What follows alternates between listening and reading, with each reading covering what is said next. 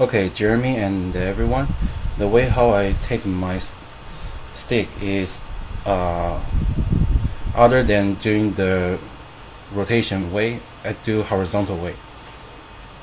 I used to do the rotation way, but later I found by doing rotation way, as you play, the bottom tape start to worn out, and they just kind of running off, and you pretty much have to replace every plate tapes. But by doing this way, first, how to say, I make the puck move more smoothly rather than have all those the rotation taping method that you're actually kind of section like this way, so the puck is actually bumping.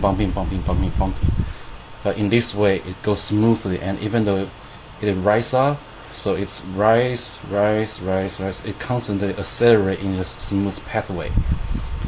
And so this is for my blade part. In the back side, this stick, I don't want to cover this side just for some other reason. But normally I just tape the whole thing, because this stick actually backhand is a little bit hard to control, so I only do the bottom part. And then the body part, I tape from this place, the connection side, all the way to here, and so does the other side.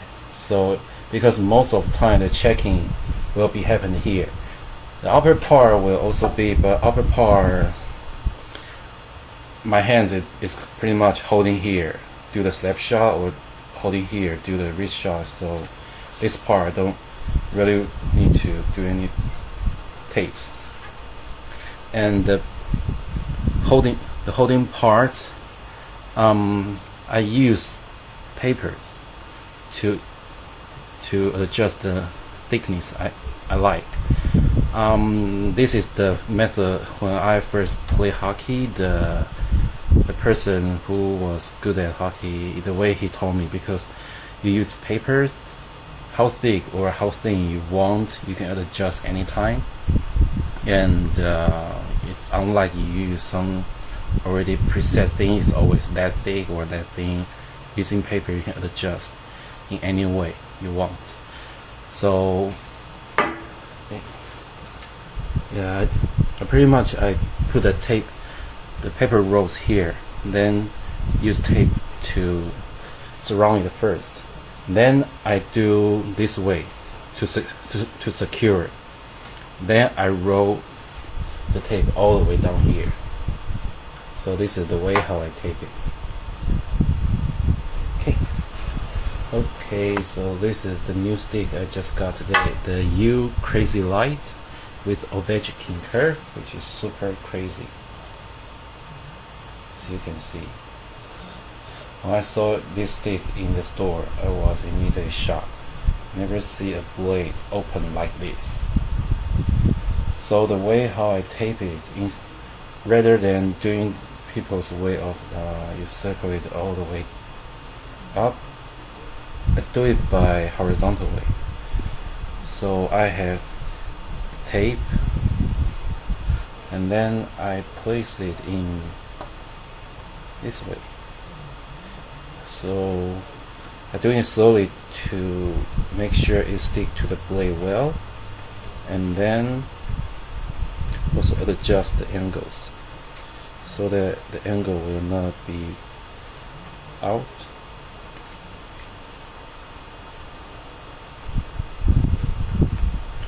And then fix the rolling out place.